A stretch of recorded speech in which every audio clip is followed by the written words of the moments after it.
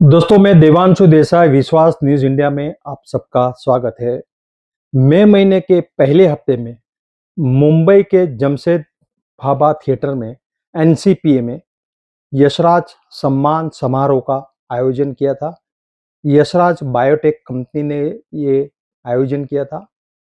ये सम्मान समारोह की खूबी ये थी कि जल संरक्षण, प्रकृति के बारे में, स्वास्थ्य को लेकर दूर दराज गांवों में जो संस्थाएं मौन रहकर बिना पब्लिसिटी के चुपचाप लोगों के लिए, गरीब लोगों के लिए काम करती है, ऐसे लोगों का चयन हुआ और इनमें से 2 या 3 अवार्ड दिए गए।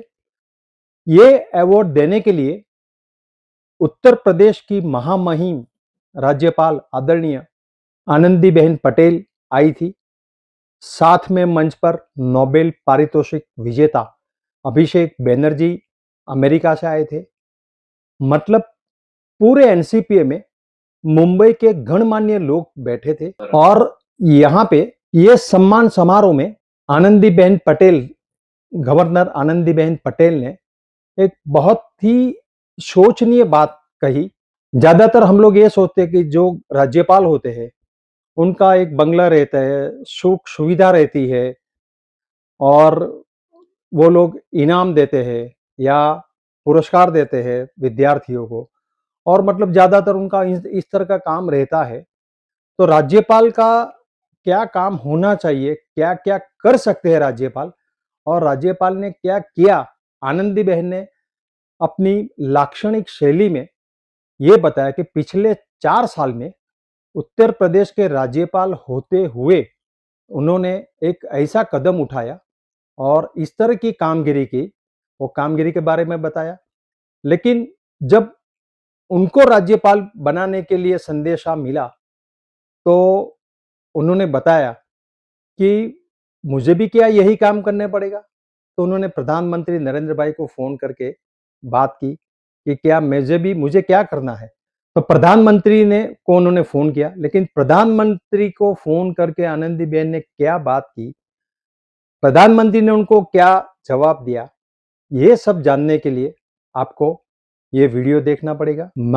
उस समारोह में, सम्मान समारोह में मैं देवांशु देसाई मैं भी हाजिर था। अवार्ड देने के बाद मैंने आनंदीबेन से बात की कि आज जो आपने एज ए राज्यपाल, गवर्नर, आपने जो कामगिरी बताई तो वो तो बेहतरीन है। तो हम जो आपने कही वो बात जनता के सामने रखेंगे।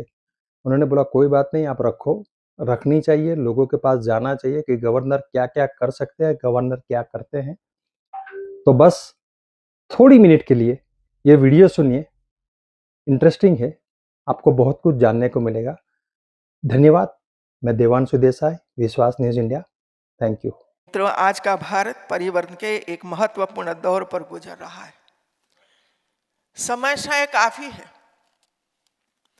कभी कभी समस्याओं का हमें पता ही नहीं होता है।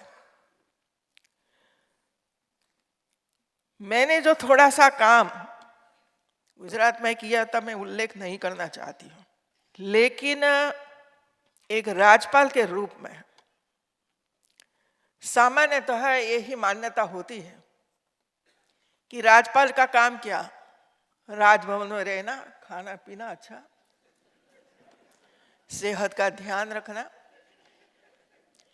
और दीक्षांत समारोह में जाता शानदार प्रवचन करना और बच्चों को अवार्ड देना।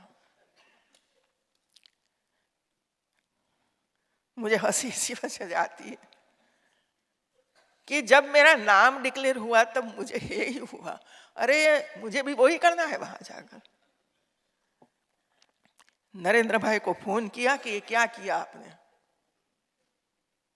उन्होंने कहा कि आप शपथ लेकर मेरे पास आइए, क्या करना है वो मैं बताऊंगा।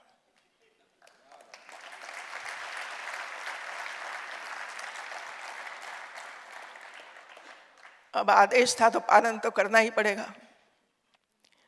शपथ लिया और मिलने के लिए गई, शुरुआत करी। आपने गुजरात में महिला सशक्तिकरण का काम किया था, वो काम उत्तर प्रदेश, मध्य प्रदेश में करिए। गुजरात में आंगनवाड़ी को श्रेष्ठ बनाया था और बच्चों के लिए जो काम किया था पूरे भारत में कभी कोई ने नहीं किया है। ये काम मेरे मत क्षेत्र से शुरुआत करो, काशी से। और तीसरा, मैंने एक बार कहा है कि भारत में टीबी पेशेंट इतने हैं, कल्पना नहीं कर सकते हम। और मैंने सार्वजनिक रूप से कहा है कि 2026 तक भारत को टीबी मुक्त बनाना है और आप इसकी शुरुआत करिए। और चौथा, मैं तो 4 ही बता रही हूं। चौथा था, भारत सरकार की जितनी योजनाएं हैं सभी योजनाओं का हर जनपद में समीक्षा करिए, हर जनपद में समीक्षा करिए। ठीक है, काम शुरू किया। और आज मैं बताना चाहती हूं कि जब संकल्प होता है तो सफलता मिलती ही है। मैंने टीबी पेशेंट को जांच के लिए आदेश दिया और राजभवन से मैंने शुरू किया। खुद मैंने मरीजों को लिया, राजभवन के परिवारों को दिया और वहां से शुरू किया। और ये पूरे 3-4 साल में लगभग 4 लाख मरीजों को टीबी में से निकाल दिया।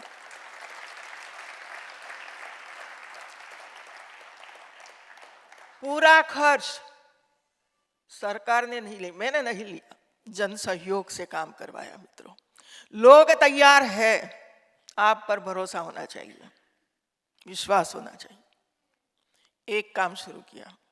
दूसरा, महिलाओं को मैं मिलती रहती थी तो ये लगता था मुझे टीबी हुआ है, पैसे नहीं, कहाँ जाए।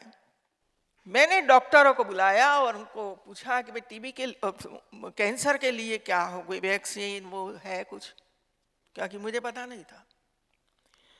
एक डॉक्टर ने मुझे बताया कि वैक्सीन है, HPV। यदि हम 9 से 14 साल की बेटियों को वैक्सीन लगाते हैं तो भविष्य में उसको कैंसर नहीं होगा। अभी इसका खर्च एक वैक्सीन का 1200 रुपया और 2 वैक्सीन लगानी पड़ती है, लेकिन जन सहयोग से इसका आरंभ किया। और हर राज्यपाल को अपनी सेहत के लिए बजट दिया जाता है। अब मैं तो सशक्त हूं, मुझे कोई बीमारी नहीं है, तो लगभग 15 लाख रुपया साल में दिया जाता है। कैश नहीं देते हो, ये चिंता मत करिए। मैंने 15 लाख रुपया राजभवन के परिवारों की बेटियों के लिए मैंने दे दिया कि आप उनको लगाइए। और फिर शुरू हुआ, कई लोग जुड़ गए, यूनिवर्सिटी को जोड़ा इसमें कि आपको भी वैक्सीन लगवाना है। और ऐसे करते करते 3 लाख बेटियों को पूरा वैक्सीन 2 डोज दिलवा दिया। मुझे खुशी है कि 1 महीने पहले उन्होंने फ्री में इजाजत दे दी कि सभी बेटियों को आप वैक्सीन लगवाइए।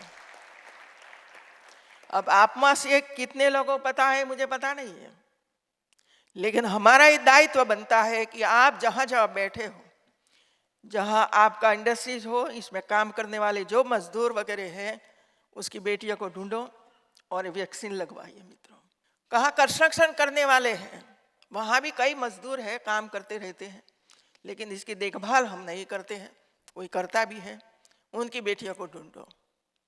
मैंने ये काम करते करते पुलिस वालों को भी कहा और पुलिस लाइनों में खुद पहुंची और वहाँ की बेटियों को हमने वैक्सीन दिलवाने का काम किया। जो हमारी सुरक्षा रात दिन करते हैं, उनकी बेटियों का ध्यान रखना हमारा दायित्व बनता है। मित्रों, तो आज ये पूरा सिलसिला चालू है। अब तो भारत सरकार की मदद से ये वैक्सीन का आरंभ हुआ है और मैं चाहती हूं कि हमारी जितनी महिलाएं हैं जो काम करती हैं, विधायक हो, एमपी हो, जिला पंचायत सदस्य, कोई भी हो, अपने अपने मत क्षेत्र में वैक्सीन लगाने का काम करिए मित्रों, और हमारी बेटियों को बचाइए।